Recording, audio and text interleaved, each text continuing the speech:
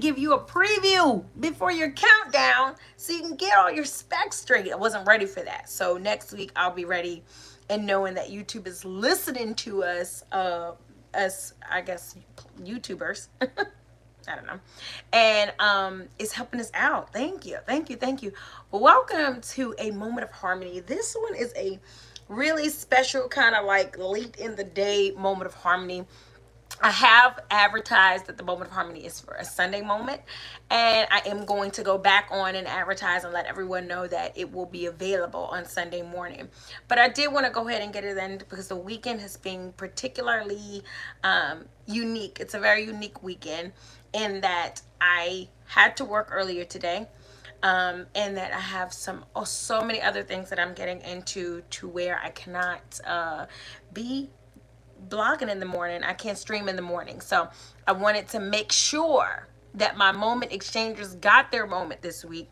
So I'm certain there won't be a lot of people in the live chat tonight because it's a Saturday evening, and it hasn't been advertised for this evening. So I know that there probably won't be a lot of people in the live chat, but Sunday when people log on, I'll be here saying welcome. So even though I'm saying welcome to a Saturday moment, it is technically a Sunday moment. It's advertised and scheduled for a Sunday moment. It's really difficult to pre-record these and then get them scheduled for later. It's all, you know what I'm saying. You can advertise to go live later and have that scheduled, but you can't actually do the whole show. So not yet, but it looks like YouTube has been listening to our concerns, and so soon, and hopefully very soon, we'll be doing all of that. So welcome to a Moment of Harmony, whether you tune in tonight live on Saturday evening or if you catch me at our scheduled time this week for Sunday morning. Thank you if you are tuning in on a Sunday morning because you know how I feel about Sundays. And thank you if you got the notification. You were like, hey girl, I don't know why you're on right now, but I'm going to tune in. Thank you for that as well. We are in a Moment of Harmony. We are going through a meiotic series. We are going through and delving through the 42 laws of Mayat, and we are using or developing transformative tools in order to become our greatest and higher levels of self. Hello and peace and welcome to become our higher levels of self.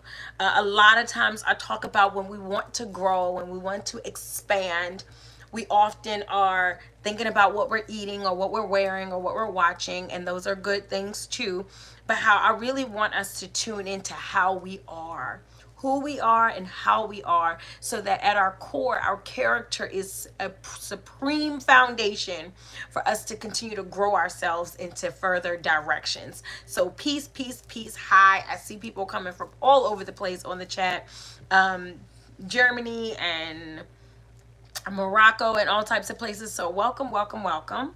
Okay, welcome to a Moment of Harmony. I am here in the States, okay, but welcome. So I want to just let everyone know that this is kind of where we go when it comes to a Moment of Harmony. I do normally start out with a couple of announcements, and I'm trying to think that the month is just moving so crazy fast. Okay, shout out happy birthday to Krishna.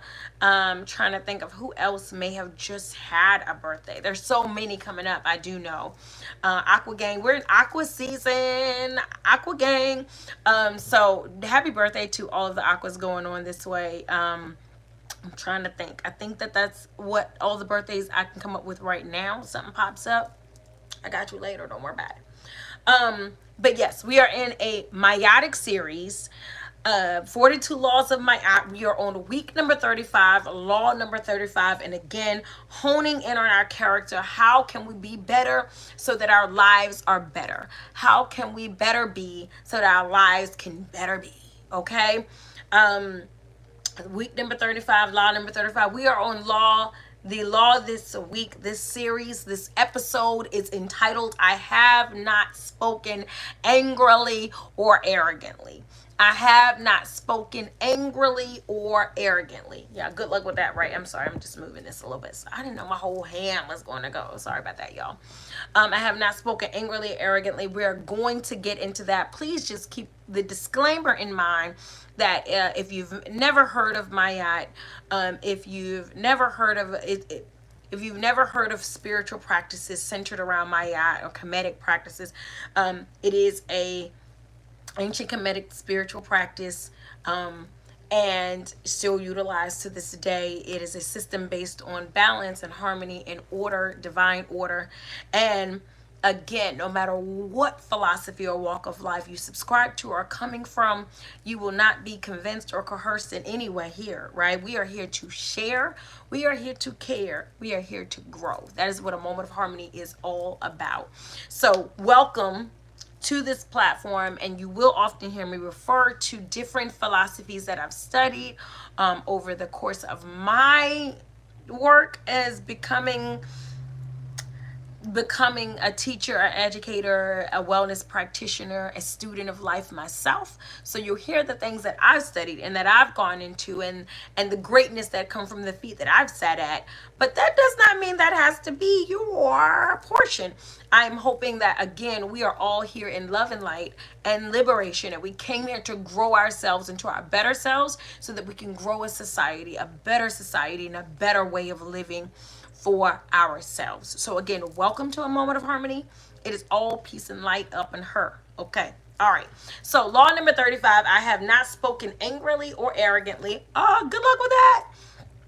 But again, this is coming from ancient Kemetic spiritual practices, practiced and studied as civilization, right? In the cradle of civilization, many of us finding how to better engage and exchange with one another, and how to grow our spiritual selves, how to grow our characters better. Like, what are better ways to do life? What are better ways to do civilization, community, marriage, family?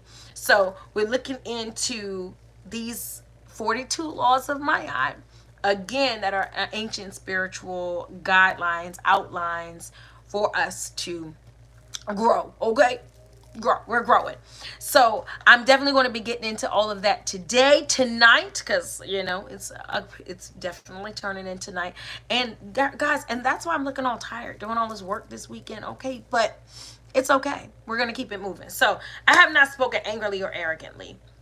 We're gonna break this like all the way down. I didn't want this to be a super long moment because it is a late moment, but I did feel like this is a very important series. This is an important episode because anger and arrogance, a lot of times, I always talk about how when we're coming into the 42 laws of Maya, many things go over our head, right? Many things we feel like, as a righteous person, as an upstanding person, as somebody who was raised right, okay, we don't have to, when it comes to our character, we feel like we're good. We know right from wrong. We know how to be with one another. We know how to be with self. And I'm saying society as a large is reflecting a very different narrative. It is very much reflecting that there needs to be great introspection with every single being, every single one of us. Those of us out here studying to become our better selves, those of us out here practicing and being, and those that are furthest away and may seem clueless or lost to even what would be a divine walk. Okay, all of us are at risk of being exposed to any low vibration. We live in a massively low vibrational, low moralistic society. Okay, so all of us are vastly prone to exposure to toxicity. And what happens when you are exposed to poison or toxins, you become intoxicated, you become sick or unwell. And many of us, again, these spiritual practices are not something you do like you become a certain religion, or you become a certain, you subscribe to a certain doctrine, and now you are great, you are better.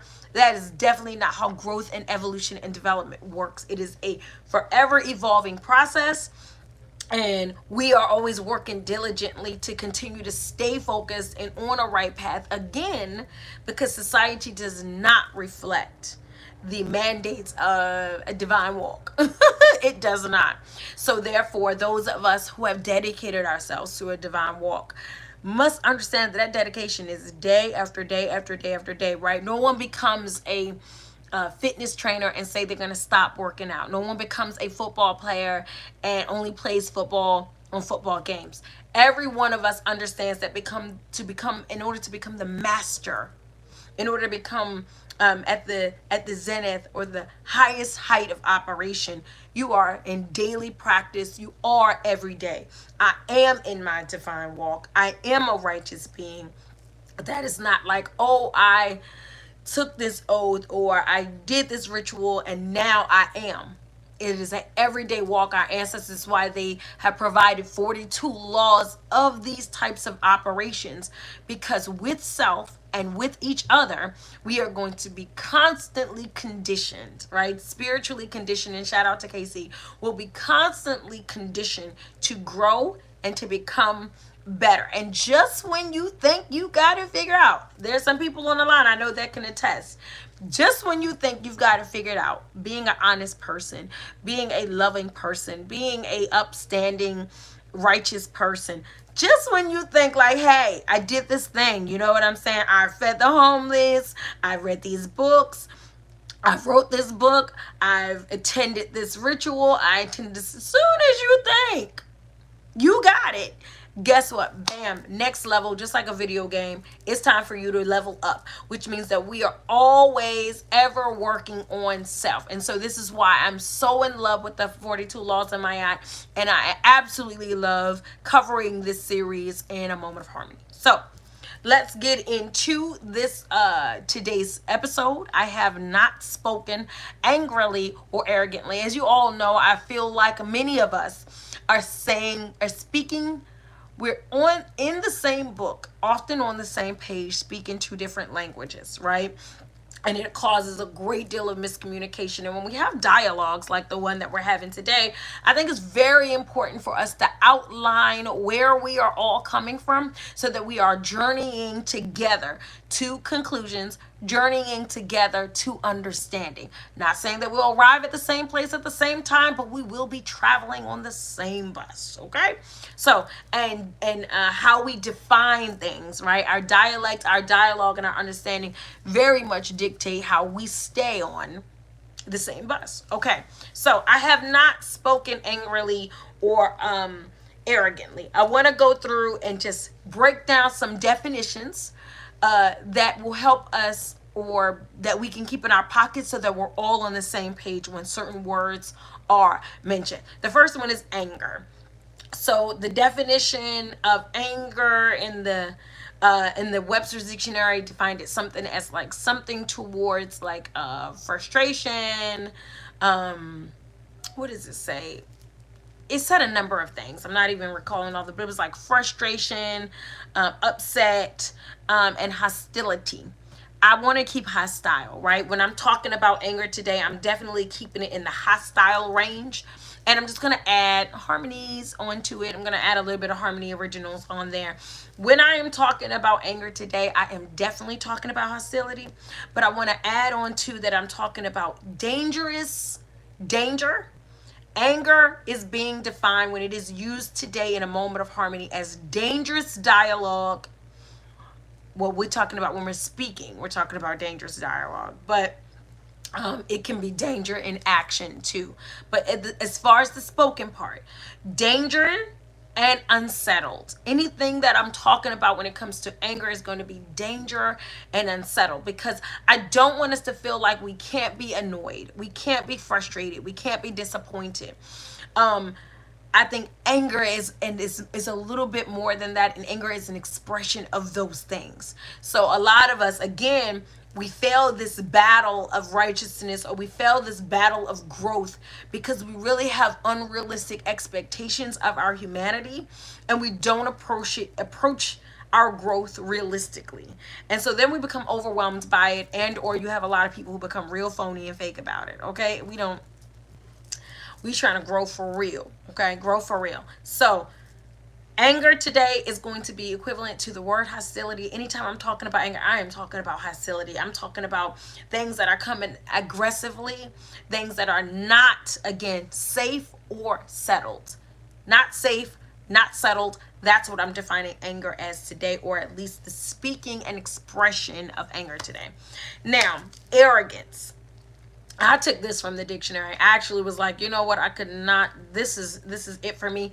They had a long definition for arrogance, but what I took out of it that I loved was exaggerated sense of importance. An exaggerated sense of importance. I really want to hone into this because, of course, we should all feel important. We should feel valuable. We should feel heard. But when I go into the breakdown today of this law, I really want us to look at arrogance as an exaggerated sense of importance, meaning that you are bigger than other things. We are, in this words, we are in this way we are lacking humility, not value, not worth, but humility, an exaggerated sense of importance, believing that you are bigger than the ocean and the mountain and the sea. And I'm not saying you are smaller. This is my yacht. So in a moment of harmony, I'm saying you are one. Understanding this is the humility of things. Understanding that you are one with the sea. You are one with the ocean. You are one with nature. You are one with the universe as opposed to being bigger. So arrogance, exaggerated sense of importance. I am, listen, this is going especially to us woke folk, okay? Not just woke folk. I don't want to just single us out, but that's who I have happen to have a great deal of experience with, okay? Um, Not just woke folk. We definitely have people in the church or people in the mosque, just people who have a sense of religious superiority, who have done their work, but who have, in many ways, grown to an extreme level of operation within the work to where they have become exactly what they should be protecting others from. So, exaggerated sense of importance, we gonna get all up into that. I actually watched a true Lifetime movie network based on a true story movie last night, and then I watched, y'all know your girl's a geek. I really can't just watch anything, so I watch it and then I gotta go find on YouTube, and I have to go find pictures, and I have to find documentaries, and I have to find real life interviews, and I did that with a sister by the name of Lauren Cohen, who was held captive by a man that was helping her when her husband got arrested, who was a part of their religious community, and he had brought her into his family, and come to find out he had like 13 children. He was running a very abusive, very militant home, all in the name of religion. He was being, sexually assaulting, beating, controlling, starving. It was just a nightmare. And he was doing it all in the name of, that he was being sent to do all of this work by God. And what I'm saying again, exaggerated sense of importance. You are more important than the peace of your home. You are more important than the harmony of your environment. You are more important than the health of your world, of your life, right? There are things that you partake in that you deem more important than the blessings that you have. So we'll get all up into that, right? I don't even want to start too much. Okay, let's get all up. Let me get these definitions out the way, and we're going to get into this moment tonight, okay? So, arrogance, an exaggerated sense of importance. Now, the third one, we are on the same page with anger, hostility, anything that's not safe or settled. That's anger. That's where we're going with that today. Arrogance, exaggerated sense of importance. That came from the definition, the dictionary. And then speaking. Y'all know how I feel about speaking. I am an orator. I am big on divine utterance, right? I love the power of word, right? Poet gang. I love the power of words. I am a word girl, word geek, and I deeply, greatly, greatly honor the power to speak. What that means divinely, what that means humanely, what that means personally, what that means spiritually, right? Okay, all of it. I totally forgot to, I just got a text message. I'm sorry. I totally forgot to D&D before, because when people call in, it messes up the stream. So I hope that doesn't happen. Okay, speaking. So where we're going with speaking today, and all the power I feel that is invested in the ability and power to speak, we are going to be talking today speaking as delivered direction. Speaking delivered direction. Now again, I know some of y'all may feel like, girl, why do you have to break down all these words? We understand, but I promise you, in my 16 years now, in my 16 years of being a wellness practitioner and a community advocate, working with families, working with children, working with the community, I know firsthand that many times so many things are just a loss in translation. If we would just slow down to get on the same page before we start going through the book, we would all go through the book more cohesively. So just making sure when you hear me say anger, I'm talking about unsafe, unsettled environments. Atmospheres, energy. When we talk about arrogance, an exaggerated sense of self. So I know some people are like, oh, your arrogance is ego. And sometimes we think about oppressive people in power. But I really want us to be able to see that arrogance has many levels to it. Don't let it get to you and you miss it, okay? And then speaking. The power of this thing that we have to talk, to utter, to convey, to express, okay? I have not spoken angrily or arrogant. Let's get into it, okay? First part of this. I want to talk about defensive direction, which is breaking down. So remember, I'm saying that speaking is delivered direction. It is you giving, and what you speak, it is you giving out what you deliver, what you're putting out into the universe and telling it what to do and where to go. That's speaking, period. Delivered direction. What you are giving out, what you are bringing in, and what you are having it do. Every time we speak, that is what's happening. Whether we realize it or not, whether we acknowledge it or not, whether we understand it or not. It is divine power to utter. It can be used destructively, it can be used divinely, but it is powerful either way. My grandmother, shout out to Mamie, my maternal grandmother, Miss Mamie Alice. She has two sayings that I love that are related to this law today, okay? She has one saying. She says, don't lose your anger. No, she said, don't lose your temper because nobody wants to find it. Don't lose your temper because nobody wants to find it. That's all up in alignment today. We're going to be using that. Thank you, Miss Mamie. Okay. And then the second one, she has one that says, before you speak, you are the master of the word. Now, this one I might be paraphrasing a little bit, but I'm pretty sure I'm on it, right? She says, before you speak, you are the master of your words. After you speak, you are the slave. Okay? Before you speak, you are the master of the word. Once you speak, you are the slave. Meaning that you have control over what is being said. But once you say it, you do not have control over the power of the words. But if you understand how much power is in your words, you will use your power of mastery. Excuse me, I'm choking on nothing. You will use your power of position more responsibly, right? So you are the power of the word. You are the master of the word before it is spoken. You are the slave once it is spoken. You now have complete responsibility for what you have said, but you have no control over what it does, right? Okay. Don't lose your temper. No one wants to find it.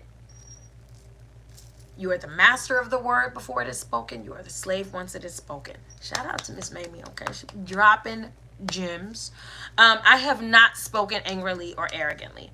So when I get into defensive direction, if how we speak is delivered direction, right? How I'm speaking, what I am saying is me letting the world know, letting the universe know, letting energy know, letting force understand what my intentions are.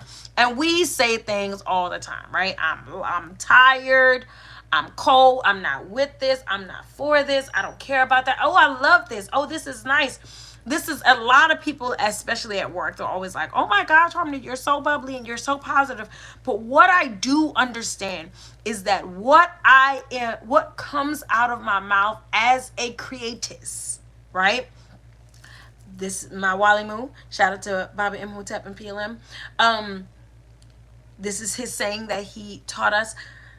The creator became creation by becoming creation. The creator created creation by becoming the creation created. Ah, the king is on. Peace, love. So, in being able to say that, right? In being in that point of saying, I am a creatist, that means that the words that I speak create the environment that I have, create the reality that I operate in. The words that I speak create the reality that I have and the environment that I operate in. So when I'm at work and I'm at places like that, it's like, oh my gosh, you're always so positive. You're always so positive.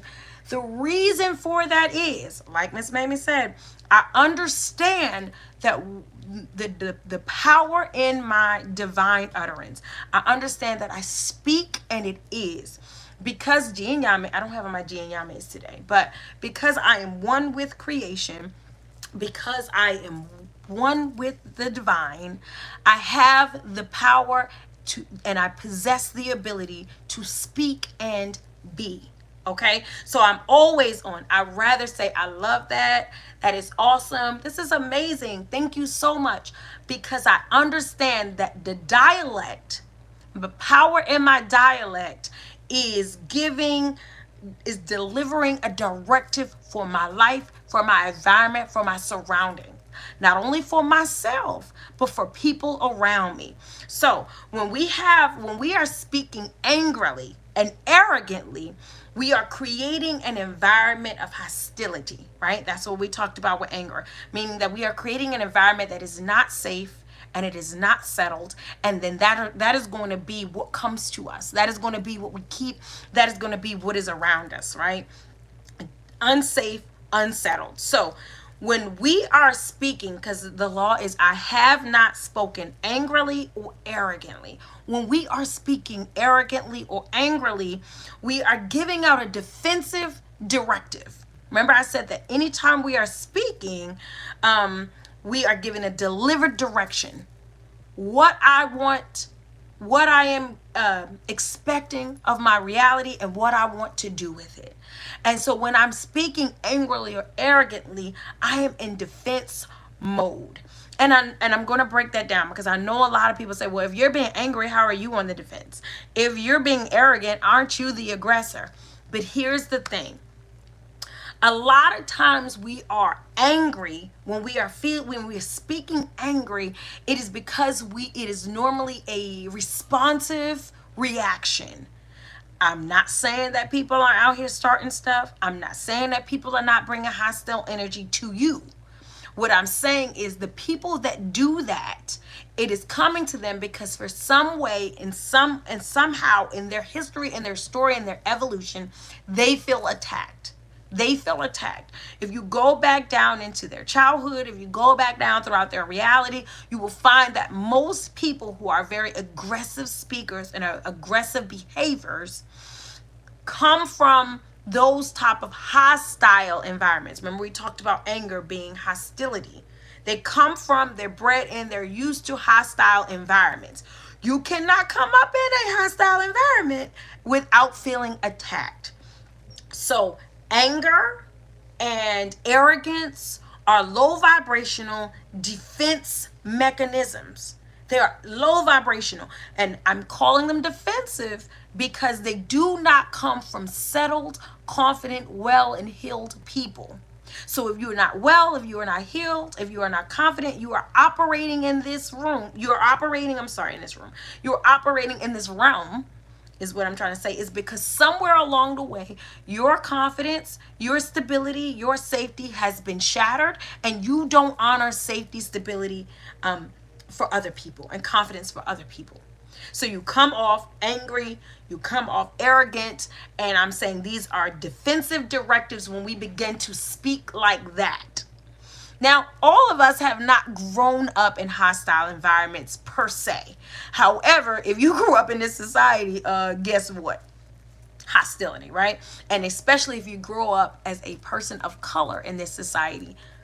Okay? So, we all are prone to defensive directives, meaning we are prone to speak arrogantly or angrily because of the exposure. Remember, we spoke earlier about being exposed to toxins, being exposed to poisons make you sick. Okay, so we all are prone. We all have the ability. I don't want to say prone like you're not going to get away from it, but I'm saying you have a high probability of having some anger, rage, anxiety, and all of these things, because this is kind of, this is America, okay? And again, I know that there are people on the chat that are from outside of America, so I don't want to limit craziness to just America, but yeah, this is my experience. So, defensive directives. Okay, a defensive directive, when you feel anger, it is normally because, or when you speak with anger, when you act with anger, you somehow feel attacked. Now, it can very much be that someone came for you and you didn't send for them. And therefore, you are delivering the smoke that they asked for. That may be the possibility. That could be a possibility. The other side of that is that, again, because you are prone to feeling attacked, anger has become a defense mechanism for you and a go-to and a primary characteristic that you operate with.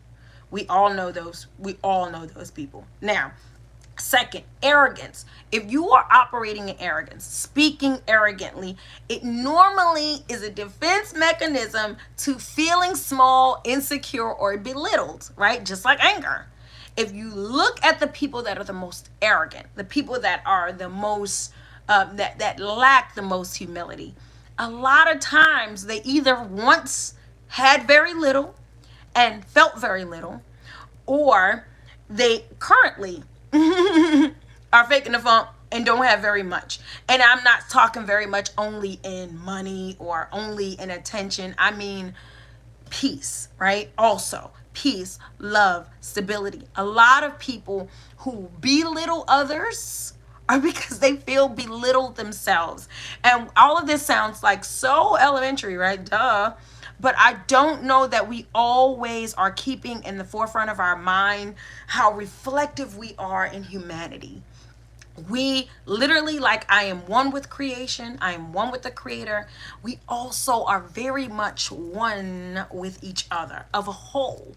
So we reflect to each other constantly where we are within self. So many people who are angry, they speak to you in anger. They don't know what to say out their mouth. They don't know how to talk. They just not cool. It's not cool, right? They are attacked people themselves. They have been compromised in safety, security, and confidence.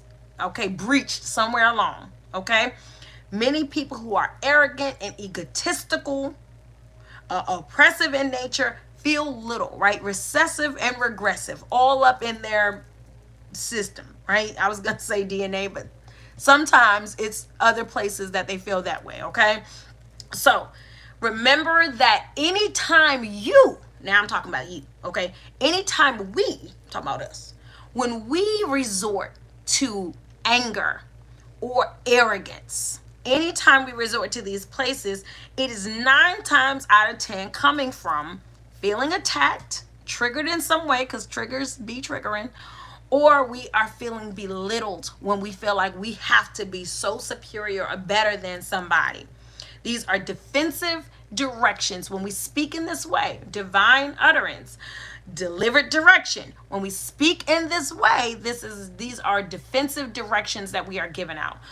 When you give out defensive directives, when you speak this way, when you behave this way, so you speak it and then you reinforce it with the behavior, you automatically put yourself in a victimized place. Because remember, this is low vibrational defensive mechanisms. Whether you are the aggressor and the starter of the smoke or not, right? Even if you are the aggressor, the behavior is defensive. The behavior is reactionary. There is no leader, there is no creator, there is no high energy that starts off hostile, that starts off low, that starts off envious, that all is low vibrational, that is all secondhand behavior, and that comes from interference. That's what I'll say. That comes from interference in some way. So if you are automatically and operating in that way, you have put yourself in the victim place of being, meaning that you have the power to speak, you choose to speak low, and therefore the power works against you. So people who I always say this. I've put a number of Harmony Originals up on Facebook about this. People always say, people never call me, people never check on me. These are often the most difficult people, right? I'm so bored. I hate my life. I have nothing to do, right? These are often the most non-productive people. This has been like, these are people the least creative, the least ambitious, right? A lot of times you have been putting this out there, this whole victimized way of being, and it has become a pattern in your life that is constantly reinforced. You're so lonely. No one cares about you. No one is worried about you. You are continuously speaking those, right? Many times when I see people, the pity parties, that you see frequently, I'm often just like, not my reality. I don't even know what that's like to feel like no one checks on me or cares what I'm doing, types of thing. Because I do not create that type of reality for myself. And it's easy to do, right? You can fall into a pattern, you can fall into a memory, you can fall into some type of pain or toxic pattern, behavior, and you can just be all like in it. And then the next thing you know, it is constantly reiterated and recreated, and then that is your reality. So, defensive directives. How can we not do that? How can we not speak angrily because we feel attacked and speaking attack on others? How can we not speak arrogantly because we feel belittled? Just an example before I get into how we do it. Many times, think about when you go off, right? I'm not a big go or off, right? I like peace, okay? I like peace. However, I do understand the nature of the society that I live in, and I also understand my space as a divine woman of color, meaning that the attacks are real, okay? So when I get pushed to the edge and by the time I go off, I have definitely felt attacked. I have definitely felt threatened in some way. Remember, we said anger, unsafe, and unsettled. That's how I get there, okay? And so think about the times when you come at somebody that way. You feel attacked or you feel triggered. Maybe they said, insinuated, or done something that triggered a previous attack on your life, right? Being bullied as a child, being abused or violated by adults and community. All of these things go under the guise of attack. Same thing with being arrogant. Whenever I start to get, and I got to put my credentials on the table, right? Whenever I got the, oh, you got me, effed up type of thing, I don't like to go there, right? I like to be just, hey, we all in this together. But think about when you get to the point when you like, who do you think? Do you know who I am? That normally comes as a reaction to someone disrespecting or belittling you in some way. And that's normally where arrogance. Now, there are times when we resort to those behaviors. We're all prone to the toxicity because we're all exposed to it. So there are people who can get there, like myself, and there are people who live there. Neither of us are better than the other because there is no exception in the law that our ancestors have placed or passed over to us, right? The ancestors they didn't say, I have not spoken arrogantly or angrily unless. I haven't spoken angrily or arrogantly except. But we like to do that, especially us woke folk. We like to be like, hey, I only do it when I got to get real. We're saying mastering self, growing self, vibrating to a higher level of self, and magnetizing a higher reality for ourselves. We're working on that. We're working on that. Whether someone is in our space pushing us or not. We just are choosing to not resort to angry or anger and arrogance in our speech. Whoo, it's a hard one, y'all. These things are hard. Like, none of them. This is why we have a whole hour to talk about these things. This is why there are proclamations at the beginning of the day and declarations at the end of the day. This is why we start the day off saying, I will not. I will not speak angrily or arrogantly, because it's a great possibility that I'll be challenged in that way spiritually. And getting to the end of the day to say, I have not, right? That is victorious. I am declaring victoriously. I have gotten through this day without popping back, snapping back, going back up on what I should be doing within myself. So, keeping in mind that when we speak with anger and arrogance, these are defense directives that we put out. It puts us in a powerless or victimized position. It lowers our vibration, and it lowers the light in what we magnetize to ourselves. And then we end up in these places where we can't sleep. Have you ever gone and had an argument and now you can't sleep? You can't think, you can't even get yourself together. It's complete discombobulation. And their reasoning is, because we've engaged in the rage, and it's resulted in as a reality. The result is a reality. Okay, so here's what I would like us to work on, because I can't just say, y'all, don't be out here getting arrogant and angry without us figuring out, like, okay, how we gonna work through this, girl? Because have you seen this arrogant, angry society that we live in? Okay, let's see how we gonna work through it. How are we gonna work through it? I came up with these 3 E's, okay? The 3 E's. Instead of becoming arrogant or angry, I would like for us to work on expressing ourselves, explaining ourselves, or excusing ourselves. Expressing ourselves, explaining ourselves, or excusing ourselves. So again, once we've resorted to anger, or once we've resorted to arrogance, we are not in the place of expression. We are in a place of rage, right? We are in a place of destruction. And a lot of times we will say, I just wanted to get my point across. I wasn't feeling heard. You don't care what I think or say anyway. Trust me, y'all, I am not preaching. I am sharing. You get in those spaces, you feel backed up against the wall, you feel misunderstood, you feel violated in some way, and then the claws come out. I'm saying that when we start to feel that way, when the defensive directives be able to start coming out of our mouths, we start to feel like we have to defend our position, we have to defend our dignity, we have to defend our integrity. Soon as we start popping, we start feeling that way.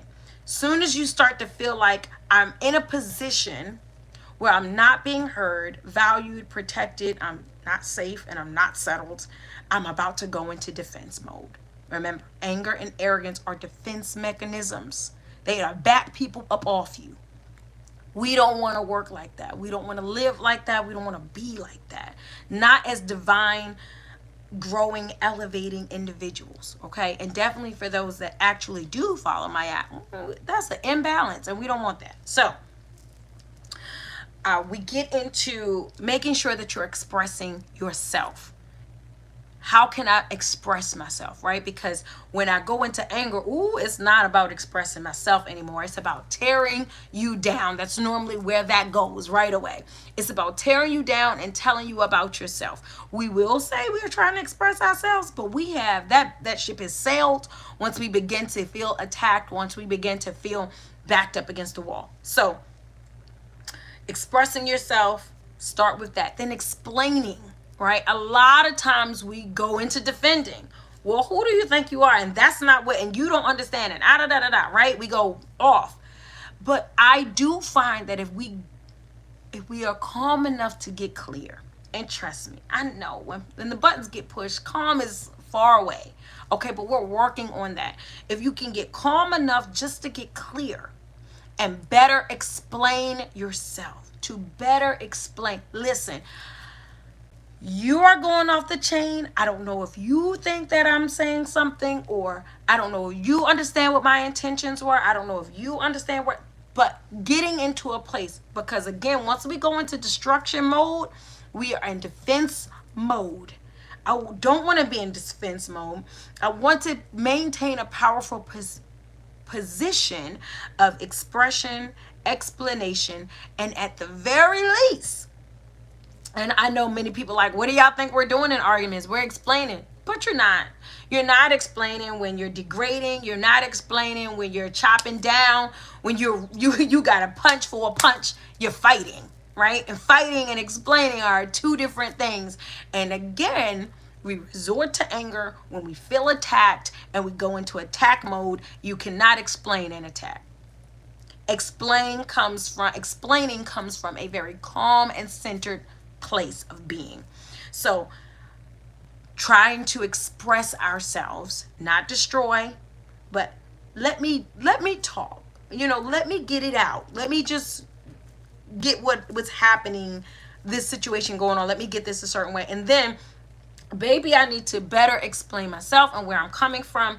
And at the very least, when you cannot express and you are not being able to explain, because listen, it's some characters out here, okay, that can make that very difficult. So not only that, but again, those triggers, sometimes you can't walk yourself back out of a trigger. Once the alarm has been popped, you popped.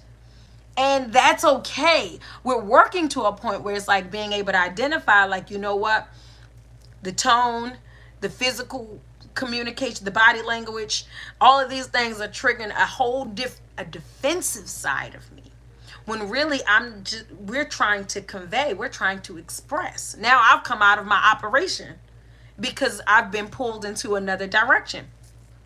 But if I am in the defensive direction, I am moving in the wrong direction, and I'm surely about to get real angry and arrogant with you. So if you cannot express yourself, if you're feeling like it's going left and expression is not happening, backing up to be expressive, backing up to explain or be clear, excuse yourself. Express, explain, excuse. These are the tools we are using to avoid anger and arrogance in our speech, anger and arrogance in our creation, right? Being able to create the word. That's what we do. We create environments. We say and we say things and do things hand in hand that create realities for us. So express, explain, excuse. And excuse means excuse yourself. Our ancestors saying, I have not spoken angrily or arrogantly. And if I am getting ready to be in violation of that, y'all listen, y'all know I'm a whole mama bear up in here. I have to excuse myself quite often. I can't talk right now. I can't talk to you right now. I need you to go, because I don't want to speak in anger, and I don't want to have to put my, on the table. Not that I have it, but I'm not trying to, abuse my authority, because I said so, right? So I don't want to be angry and I don't want to be arrogant. So if I cannot express myself and if I cannot calmly be clear, it is time for me to excuse myself from this situation all the time. This is how we're getting to, I have not spoken angrily or arrogantly. And it's so easy to switch. You can be at work. You can be at the grocery store. You can be in an intimate conversation with a partner or a loved one and easily go from, I can't tell you how many conversations I have with individuals that I know are struggling with their insecurity, struggling with issues, childhood issues, struggling with current issues in their lives, and they they look for avenues to talk down, to again berate or make others feel wrong, and they don't even see. Sometimes it's such a pattern now. And that's why we go into the 42 laws of Maya, because being able to evaluate, right? Being able to look at ourselves divinely and say, hey, I'm asking of myself to grow. I'm asking of myself to become. Am I fully evaluating self in a way that that's possible? How can I grow if I don't acknowledge the ways that I am not grown, the ways that I am broken, or the ways that I am damaged? So being able to look at self and say, do I feel small? And then do I make other people feel small? Am I condescending? Am I arrogant? Am I egotistical? Right? Okay. So Express, explain, excuse are going to be some of the tools we use to get around anger and arrogant when we start to feel attacked, when we start to feel belittled, and we get ready to go and push those buttons right back on somebody. Or someone has not yet made us feel that way, but they have triggered us in body language, tone, or what have you, that remind us of a time that we felt attacked or belittled, and now we're ready to go. Okay? Ancestors say, I have not spoken angrily or arrogantly. Whew, sometimes we got to go into a situation reminding ourselves of some of these laws. I have not spoken angrily or arrogantly. It puts me in the defense, it puts me in the victim space and state of mind, and I'm already operating from a low vibration, which means nothing will come from this but something low. Okay, now finally, before we get ready to get up on out of here, create. Okay, so we talked about defensive directives, right?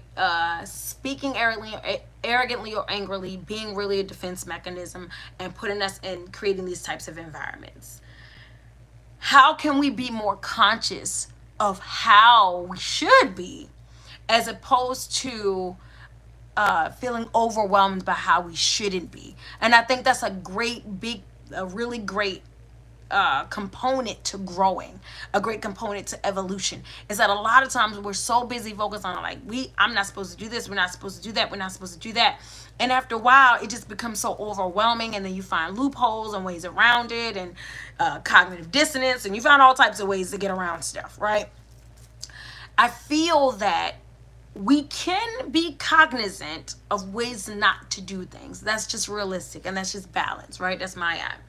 But also being able to know what we should do. Okay, what is good to do, right?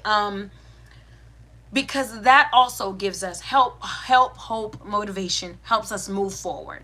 So we don't want to have defensive directives. We want to make sure that instead of resorting to attack or belittlement, we are expressing, explaining, and excusing.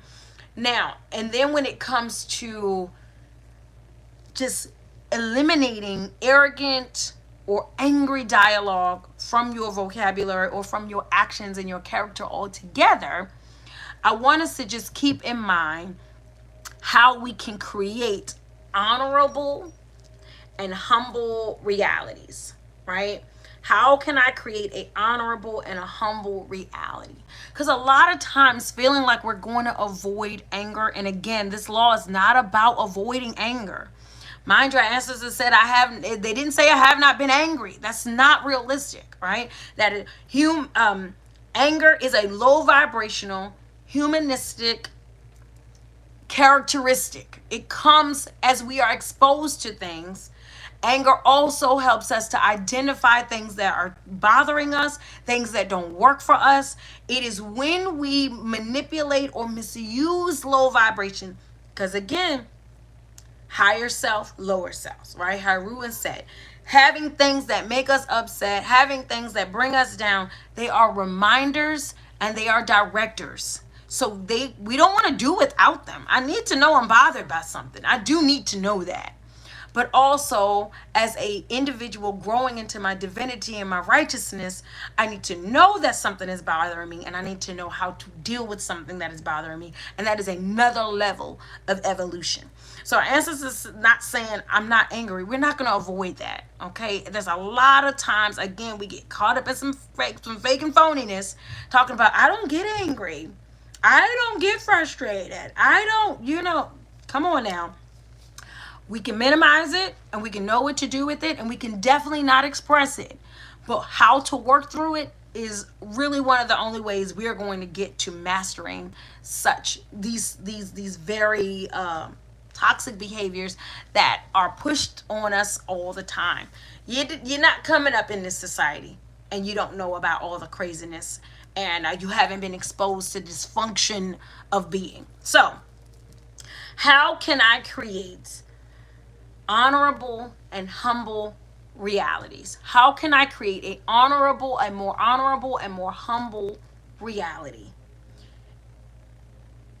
By not being angry, right? This is something that I've learned to do. We always talk about like gratitude and how it changes things, how it creates an entire different level of vibration, and how it moves us, right?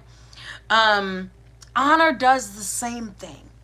What I've learned to do when it comes to anger, rage, resentment, we all have circumstances where we have histories, we have stories, we have circumstances that have taken place, that sit in us. Rage, resentment, just not good memories and feelings about things. I've learned that being able to honor every situation puts me it puts me in a better place to create a more honest reality for myself, right? So first off, when we say things like, when I was a kid, nobody loved me, nobody cared about me, right? Again, we talked about this in other moments.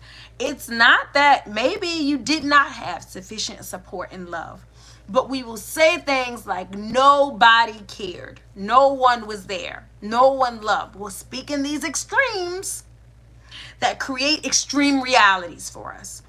So then you feel extremely lonely for the rest of your life. You feel extremely outcasted. You feel extremely depressed. And it's because you're operating in an extreme instead of being able to honor the entire situation. And again, honoring a situation does not mean that you condone it. It doesn't mean that you, what is it? Approve, which is the same as condone. It means that you are at peace with it and you are real with it.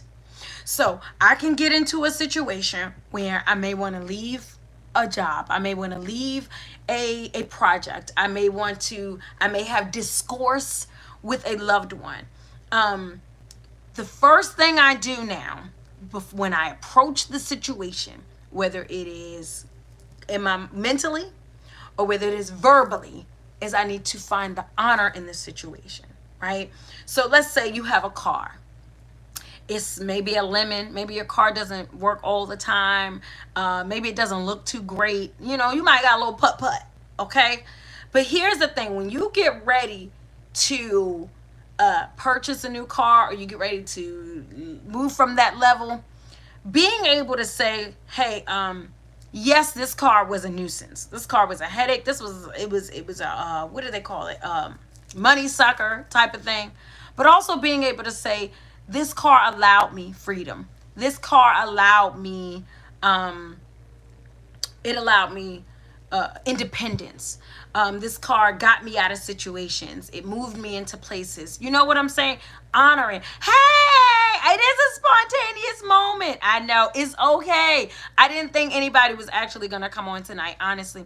I have a lot going on with this weekend, and I knew I wasn't able to stream live this morning. I knew I wasn't going to be able to do it Sunday morning. So I said, let me just jump on so that there's a moment available for my exchangers when they come in on Sunday. I really didn't think it was going to get a lot of action today. And I advertised a Sunday moment. So there's a lot of people who are, going to be coming on tomorrow morning. But I wanted one to be here for them when they get here.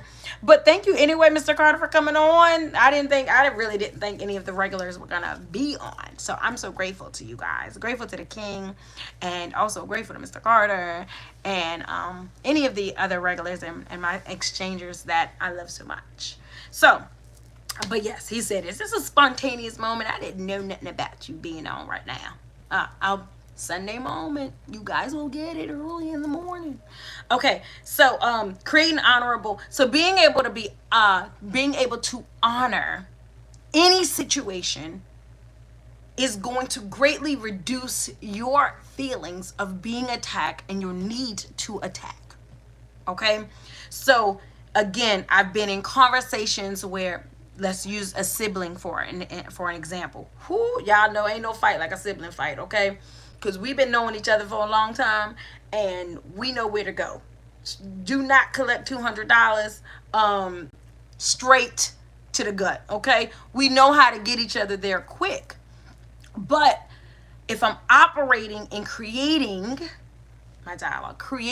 honorable and humble realities for myself, then even though I'm upset with you, even though you have pushed the button, I'm going to honor the fact that this is my sibling, right? This is my sister. This is my brother. I don't think you meant any harm. Honor, being able to create honor, because there's always honor. There's always an honest honorability to every circumstance. My God, there is no circumstance that is purely low, evil, or invaluable. The creator is always going to have a silver lining and always going to have balance in things. Now, I know that some people's realities are very extreme, right? They are foster care and domestic violence. I'm not saying that, hey, your reality is not that bad. That's not what I'm saying. What I'm saying is, as you go approach your healing and you approach your your growth, if you honor your situation first in things like, I've done the best that I can. I was very courageous. I was very powerful when in these things. I endured. I've had, I never lost my hope, right? If you begin to honor the truths, even when it comes to other people, I've been in relationships that were not great relationships, but being able to start and say, hey, this is what I learned. This is what I've gained, and this is what I appreciate, helps me to move away from the anger in the discussion of things, in the doing of things. So being able to honor and create honor for your environment is one way that we move away from speaking angrily and arrogantly. Now, to be humble, okay? Be humble. To create humility, it means in order to be able to create humility, it means you understand your power. You greatly understand your power, okay? But you express your power divinely. Meaning that just like I have the power to destroy, I have the power to heal or create. Just like I have the power to deceive, I have the power to be transparent. It is that I completely and fully understand my power. And so I humble myself to my power. A lot of times when we hear humility, a lot of us go all crazy, like, humble to who? Not to this person talking to me crazy, treating me some type of way, put me in circumstances. I'm not saying humble yourself to the circumstance. When I say create a honorable and humble reality, I'm saying humble yourself to your power. Okay? So by creating an honorable and humble reality, I know that I can dig into your path. I know that I have the receipts. I know that at this job I can do X, Y, and Z, and what I've seen and what I have experienced on. I know that when it comes to our children, I know that I'm bigger than you. I know that I'm wiser than. I know that I have the power to create hell or harmony. Pun intended. But I'm humbling myself to my power. I'm going to come and humble myself and say, hey, just because I can tell you about yourself, just because I can show you up, just because I can shut this down, I'm not going to do that, because I want to create a more honorable and humble reality for myself. Because when I don't do those things, I am absolutely at the wrong time, under the right circumstances, wrong time under the right circumstances, going to resort to anger and arrogance. That is just the name of the game in this rat race that we're all in. And we're saying, I ain't a rat. I don't want to be in a rat race. I am a divine being, and I want to be in an elevating experience with this life. I'm a divine being, and I want to have elevating experiences. I'm not no dog eating no dog. I'm not in no rat race. I'm not no sucker that's born every day, right? All of these cliches of low vibration and unmoralistic values. That's not me. I'm a divine being wanting my life to be a completely evolving and elevating experience. And since that's where I am going to make sure that I honor myself in all situations. Thank you for this situation. Thank you for allowing me a chance to see myself. Because when you get angry, you get to see some sides of yourself. Thank you for allowing me to see what I need to work on. Honor it. Okay, don't run away from it. Honor it. Remember, we said arrogance, exaggerated sense of importance. Don't let me get all acting like I'm better than myself. You ever heard? That's why the old people say you have gotten above yourself. I am not so smart that I cannot humble myself. What is it? There's a country song that I love, and it says, "Don't outsmart your common sense." Right? Humble. I want a humble experience. So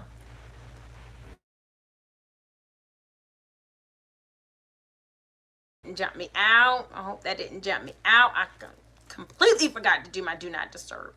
But that was my son, and I feel like he's going to call me 100 times because he's just getting off work. So let me go on and wrap this up. Okay, I have not spoken angrily or arrogantly.